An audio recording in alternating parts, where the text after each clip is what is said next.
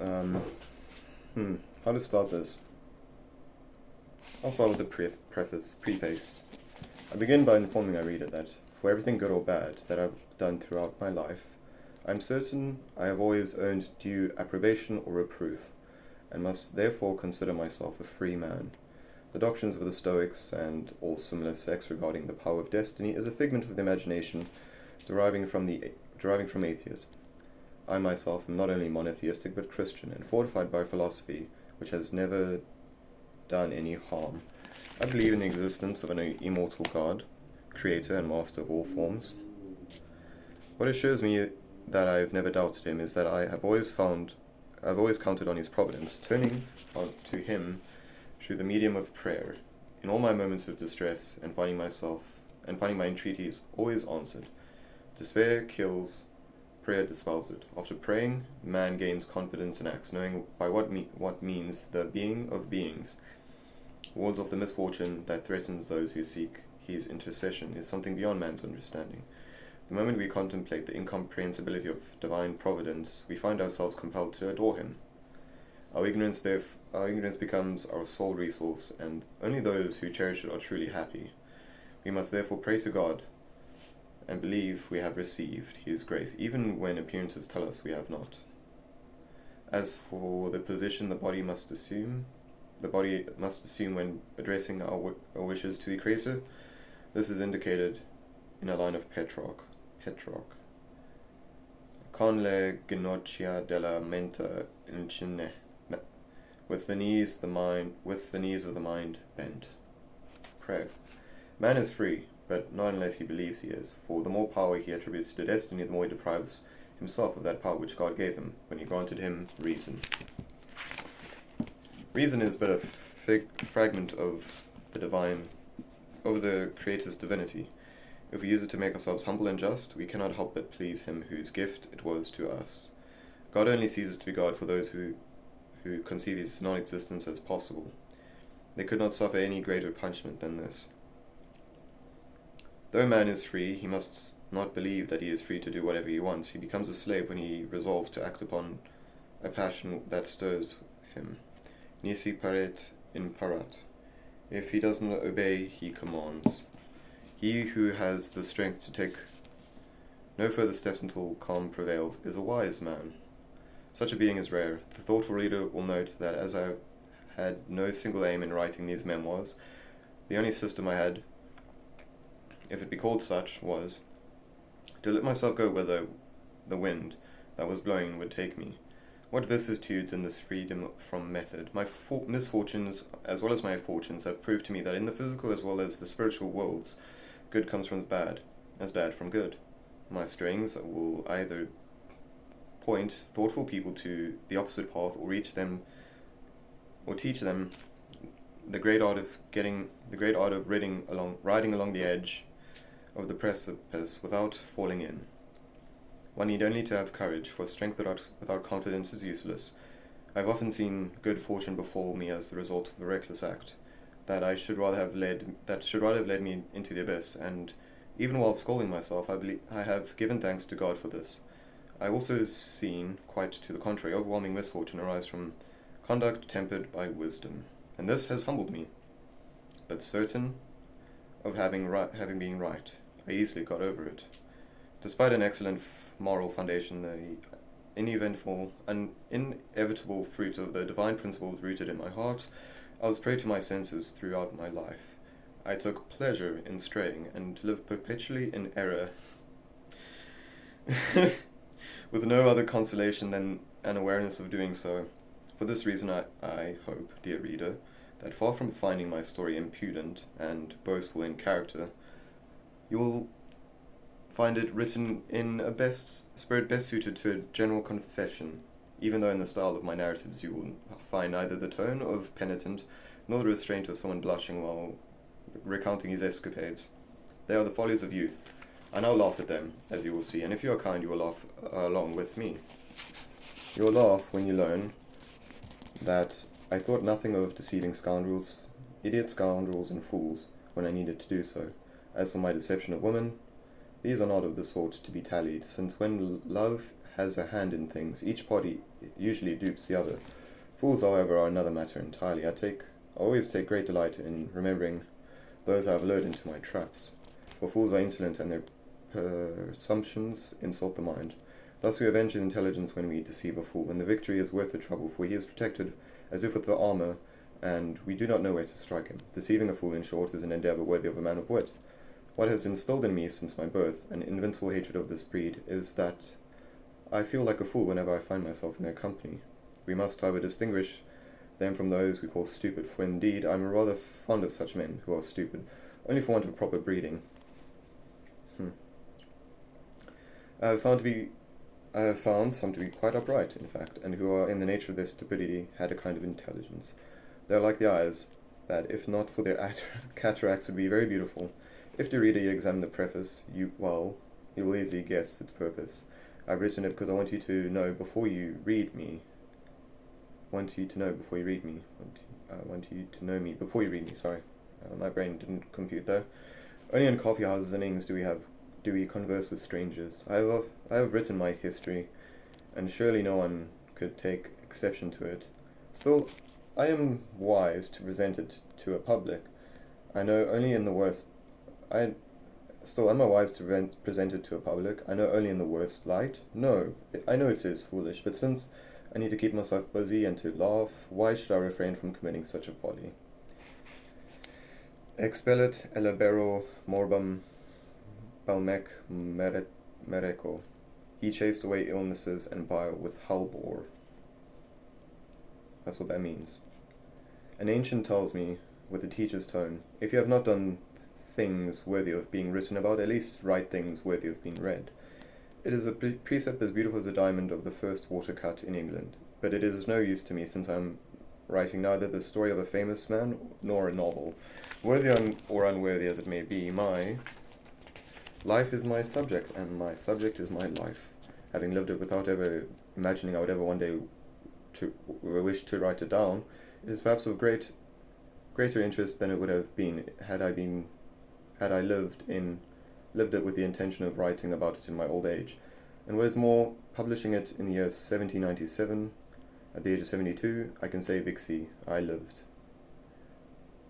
Even though I still breathe, I can think of no greater amusement than to entertain myself with my own adventures and give dignified cause for laughter to the good company listening to me, who have always shown me friendship, and whose society I have always frequented. To write well, I need only imagine what they will read me.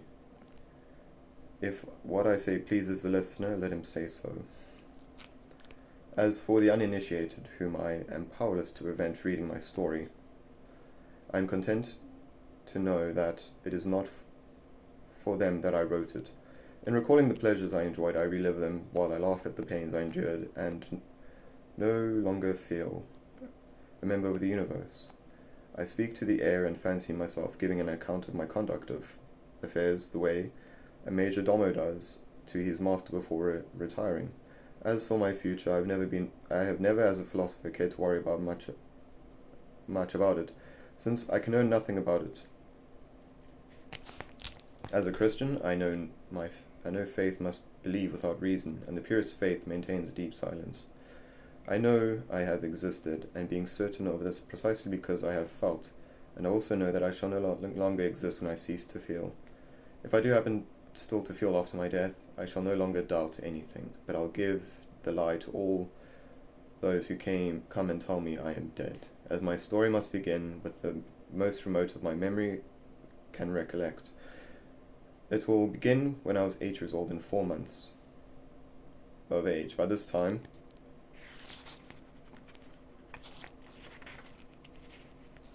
sorry, again. What? Did I skip something? No, I didn't. Sorry. Okay, beginning back. 8 years and 4 months of age. Before this time, if it is true that vivere cogitere est, to live is to think. I did not live, I vegetated. Since human thought consists only in comparisons made in order to examine relationships, it cannot precede the existence of memory. The organ most characteristic of man did not develop in my head until 8 years and 4 months after my birth. Only at that moment did my soul begin to be susceptible to impressions. How an immaterial substance can neither touch nor be touched, is able to receive impressions no man has ever been able to explain. One solitary consolatory philosophy claims, in accordance with religion, that the soul's dependence on the senses and organs is purely fortuitous and transitory, and that it will be free and happy when the death of the body liberated from their tyrannical power. That's all very beautiful, but, religion aside, it is hardly certain, as I could never be absolutely sure of my immortality before ceasing to exist.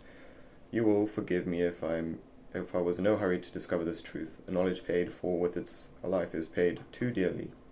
While waiting, I shall worship God, avoiding all unjust and shunning unjust action and shunning unjust men, without, however, doing them harm. It is enough that I abstain from doing them good. One must not need feed snakes. I must also say something about my temperament and my character. Those of my readers who indulge me in this regard will prove not without their share of decency and intelligence. I had all the four of the temperaments. The phlegmic is in childhood, the sanguine in youth, then the choleric, and lastly the melancholic, which it appears will be my lot till the end. Conforming my diet to my constitution, I've always enjoyed good health, and having learnt that what spoils health is always an excess of either food or abstinence, I've always been my own doctor, all the same. I have found abstinence far more dangerous. Excess causes indigestion, but dearth causes death. Today, old as I am, I need to eat only once a day, despite the excellent condition of my stomach.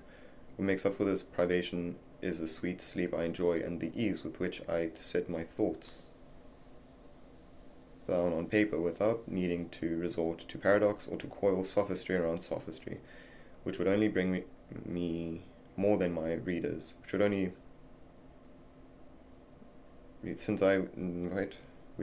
fool me more than my readers, since I could never bring myself to give them false coin if I knew it to be false. My sanguine temperament made me very sensitive to the elements of all forms of sensual delight. I was always cheerful and eager to move from one pleasure to the next, and ingeniously inventing new forms of it. From this derived my inclination to seek new friendships, as well as my ease in breaking them off, although it was always in full knowledge of the reasons, and never out of fickleness. Defects of temperament cannot be corrected, since temperament is beyond our power. Character, however, is another matter. The heart and mind are its constituent elements, with temperament having very little influence on it. It thus follows that character depends on upbringing and can be corrected and reformed.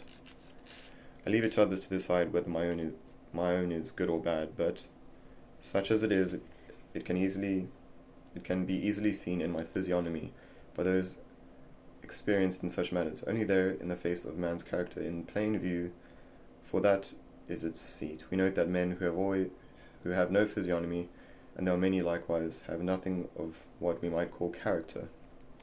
And thus the diversity of physiognomies will be found equal to the diversity of characters.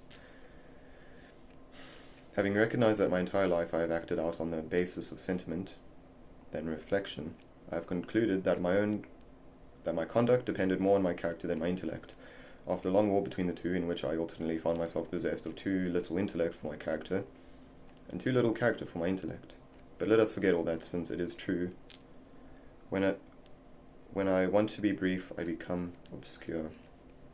I believe, without offence to modesty, I may appropriate these words from my beloved Virgil.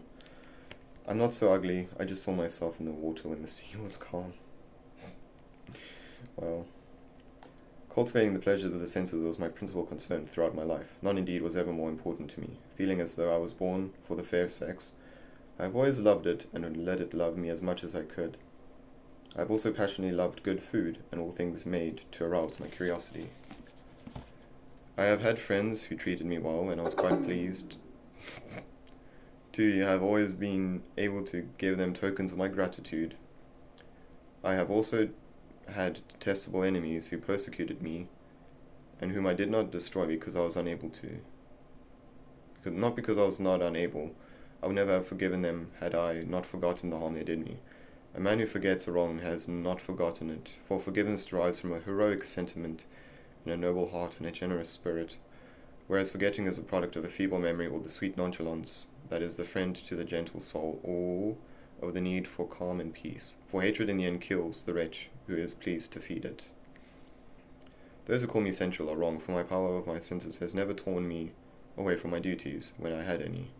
For the same reason, one should never have called Homer a drunkard. Homer's praise of wine proves his love of it. I have always loved highly savoury dishes, such as macaroni made by a good Neapolitan cook, olla podrida, the gluttonous codfish of Newfoundland, aromatic game meats, and cheese that attain perfection when the tiny creatures inhabiting them begin to become visible. As for women, I've always found that the one I love smelled good, and the stronger her perspiration, the sweeter she smelled to me. What depraved tastes, and how shameful to acknowledge them without blushing. This reproach tickles me to laughter, thanks to my coarse taste. I am so shameless as to believe myself happier than the rest. First of all, because I think my tastes make me more sensitive to pleasure. Happy are those who can find it without harm to anyone.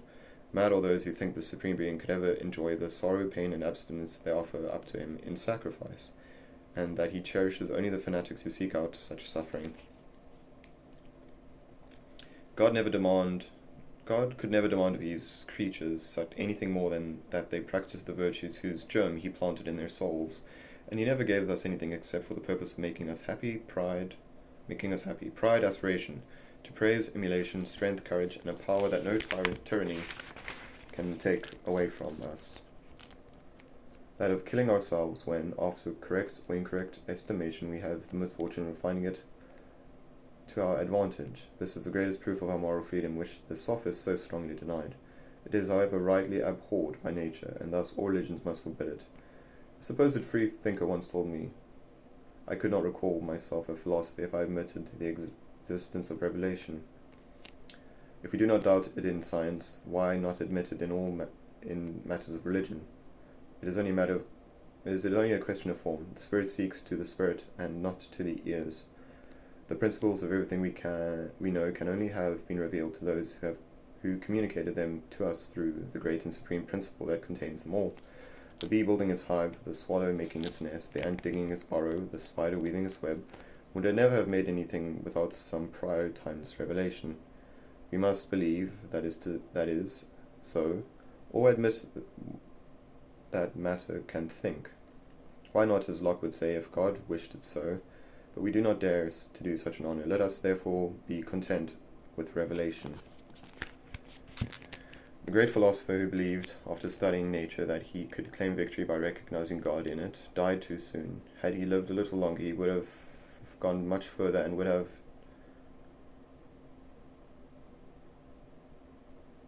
The great philosopher who believed, after studying nature, that he would claim victory by recognizing God in it, and would have not have had far to go. Finding himself in it, his maker, he could no longer have denied him.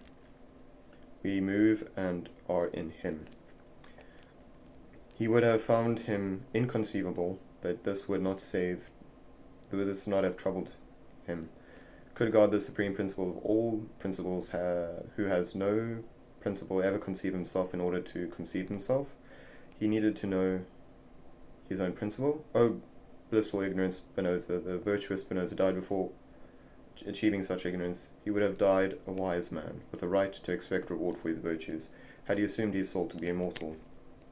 It is not true that it is unbefitting to a true virtue to expect reward, and that compromises its purity.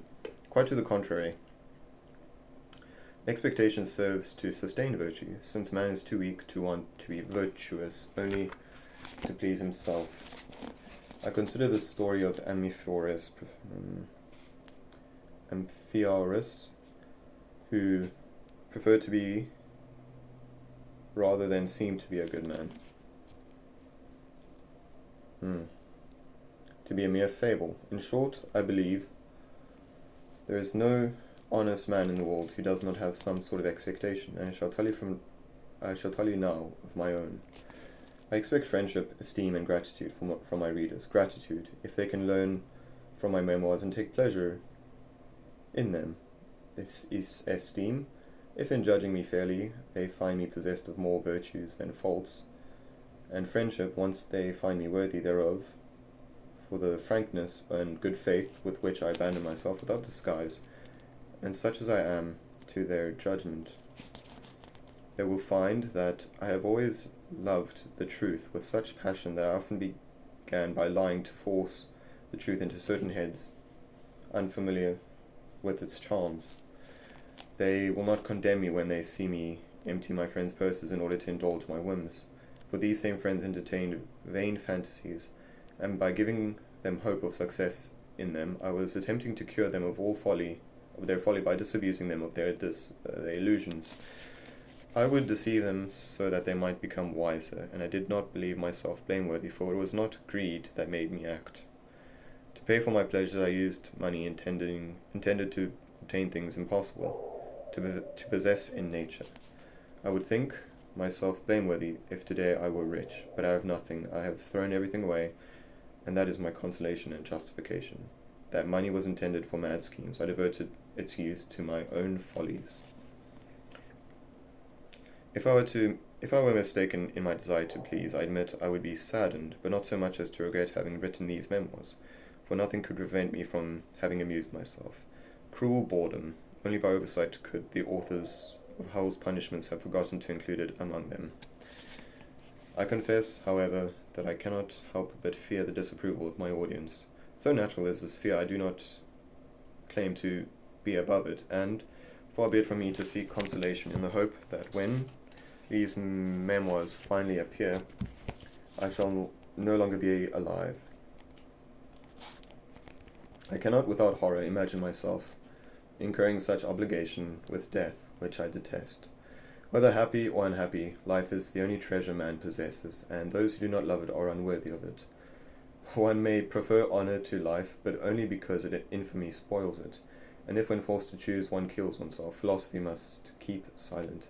O death, cruel law of nature that man's reason can only reject, since you are made only to destroy it. Cicero says that death delivers us from our suffering, but the great philosopher notes only the expenditure, and does not tally the receipts. I do not remember whether, when he was writing his Tusculanae, his Tulliola was already dead. Death is a monster that chases the rapt spectator from the theatre before the play he is watching with infinite interest has ended. This alone is reason enough to despise it.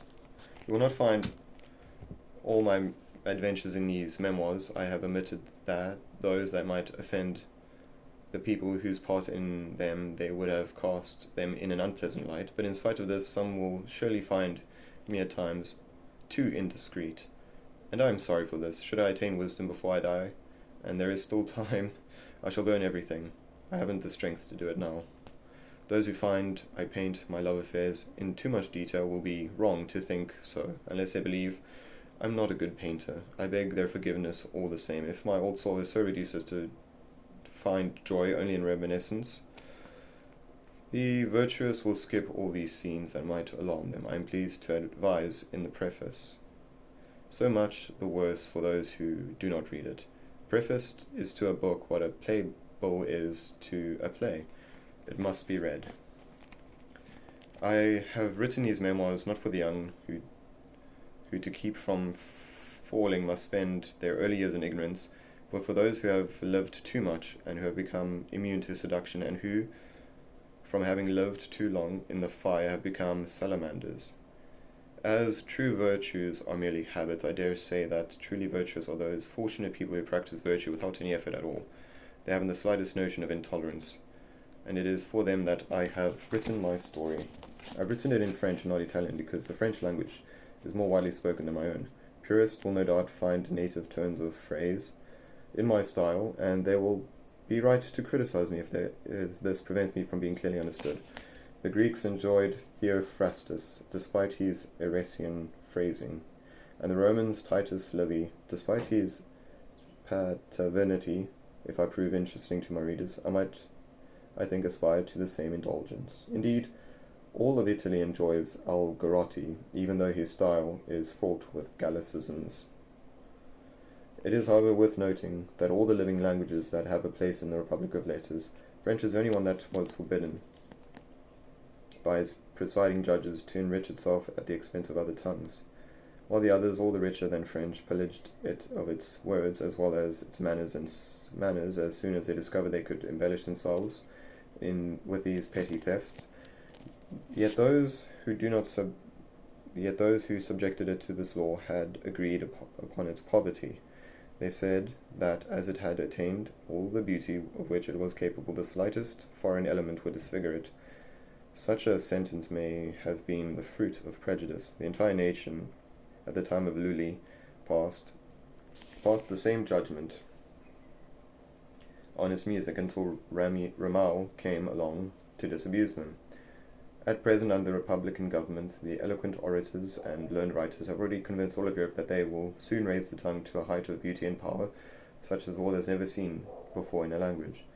In the space of 5 short years, it has already gained some 100 new words, astounding for their sweetness, majesty, and harmony. What more beautiful could one invent in matters of language than ambulance, Franciade, Monarchian, and Sansculottisme? Viva la Republic! It is impossible for a body without a head to commit follies. The banner I have hoisted will explain my digressions and the commentaries I make, perhaps too often, on my exploits of every sort. And then it says star. He knows nothing who does not profit from what he knows. For the same reason, I have always needed to hear myself praised in good company. The audience spurs, the praise increases the skill, and the glory is a powerful stimulant. I should have gladly displayed the proud axiom, one always crafts one's own unhappiness. Wow. Had I not feared shocking the vast number of people who, when anything goes wrong for them, cry, "It's not my fault," one must leave them that small consolation, otherwise they would hate themselves, and from such hatred spring the plans to kill oneself. As for me, I have always known myself to be the principal cause of all my misfortunes that have befallen on me. Thus, I took pleasure in finding myself able to be my own pupil and compelled to love my teacher.